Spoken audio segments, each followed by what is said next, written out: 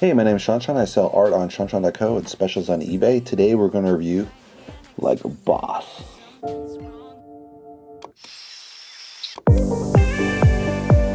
So Like a Boss is directed by Miguel Arteta. The time is 1 hour 23 minutes, so actually a little bit shorter than the sweet spot. I don't know if they ran out of material to edit or, just seemed like the best way to go. The actresses are Tiffany Haddish as Mia, one of the founders of this company. Rose Byrne is Mel, the other partner, Mel Carter, which is funny because there's actually a Mel Carter, black Mel Carter. Salma Hayek is Claire Luna, kind of this rescue angel from the town that turns out to be a villain.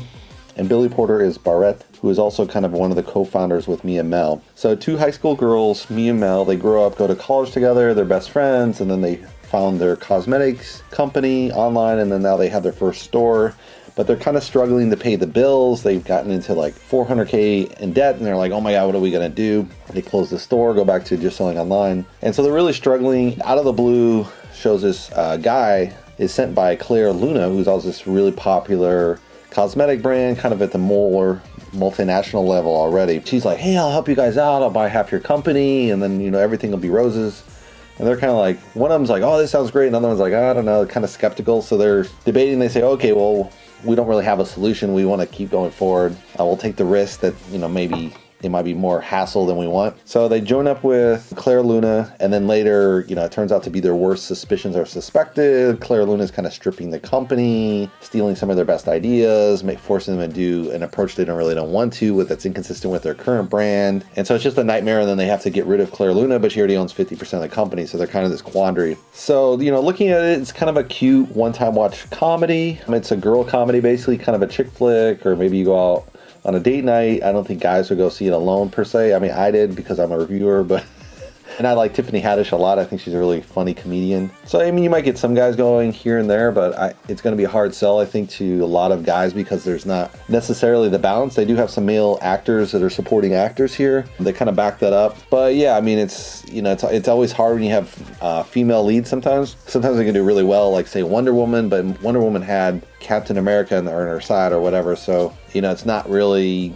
it's always kind of like if women, they don't have a romantic co-partner, it always somehow seems to be a real struggle for them to do well. Whereas you have guys, you could have a Rambo and it's almost all guys and they do well. So I don't know if it's because guys go to more films, who knows. Anyway, but you always have that kind of struggle with female-only kind of lead comedies that they don't always attract the same quantity as a male-female mixed comedy, such as Jurassic Park, per se. Sometimes the plot was a little bit slow here and there. Again, it's pretty aggressively edited. So, they only had so much material to work with, so they kind of moved the story along, I think, is what they were trying to do. But it seemed like some of the best jokes are actually in the marketing. Like they have the joke where Tiffany Haddish has a ghost pepper and then pukes on her friend, or she does this planky move at the Oveda, which is this company owned by Claire Luna. So some of the better jokes are actually in the marketing. It's not all the jokes, but definitely, some of the best jokes that were in there that would drive you to want to see a comedy and, have it only in the comedy or actually in the marketing. So that's kind of a downside. I know they have to fill seats to get people there, but you don't really want your best jokes to kind of land in the marketing, and then you go there and then there's not many other jokes. I think there was quite a few other jokes, but it seemed like the best jokes were kind of already in the marketing. I don't know if that's a good or bad decision because it got me to go see the movie, but as satisfying if I had just went knowing it's a Tiffany Haddish movie and then kind of liked it, who's to say. They kind of took a little bit of a nod of how social media is impacting the cosmetic industry, but at the surface level. But I don't think they got really the message of how revolutionary social media has changed the industry. So before you'd have these huge cosmetics companies, it was very difficult for small brands to get to the top. These big brands would either buy them up or just stop them in their tracks. And you kind of had to go through this huge, mall system, and then they moved to online, but still they kind of dominated. But once people started having these influencers come about, it really influenced the industry where you have like the Kardashians and several other social media influencers.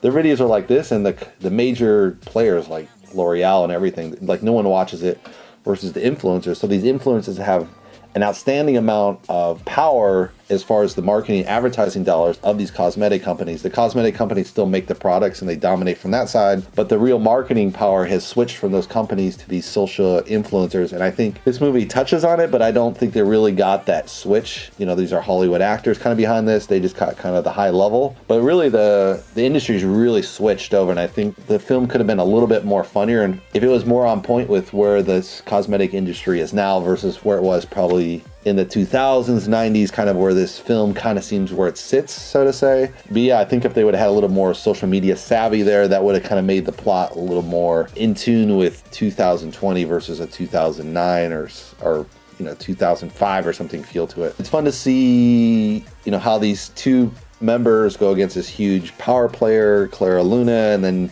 they finally get rid of her in the end. So that's kind of a really fun power dynamic, because if you've ever worked at a corporation, especially high levels, there is this really strong fight behind the scenes that you don't really see unless you're at those high levels, right? If you're at the bottom layer, you're just like whatever, and it's all kind of this monolithic view that's pressed down through the ranks that everything's okay here, but then once you get to that level, they're just like fighting like cats and dogs. So that's really kind of a fun thing to see in a comedy, and I think they play that out pretty well. Obviously, it's probably not as slick as real CEOs would be. I think Salma Hayek plays it pretty well, but I don't know if these two young girls that are kind of running their company would be as naive. They might be a little more street savvy, so to say. Not as street savvy as Clara Luna, but it's a comedy, so it's kind of like these are the young bucks and these are the well-established players. It's a fun dynamic. It has kind of a classic plot line that there's, this birth of the company, and then they have a problem with the cash flow.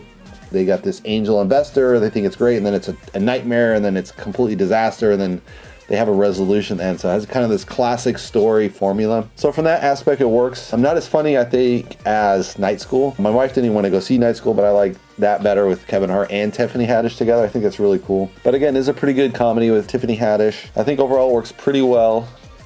I think I recommend it. I mean, it's definitely, you can watch this on DVD. There's no special effects that demands you to see it, not in the cinema. So it's probably a better DVD, Netflix kind of special. It's definitely romantic, kind of a chick flick kind of film you go see with your date. Not an action film at all. And definitely more from the female standpoint, so if you're a guy only, you're probably not going to find it as funny. But yeah, I think it's okay. It's fun. It's a good date night if you're looking for something to take your girlfriend or wife to. But yeah, as a guy going alone, I don't know if you're going to go see it. I think I'd rather see Underwater that's coming up next week, or 1917 as a guy that's really impactful. But anyway, that's my recommendation. If you guys want to subscribe, you can subscribe below.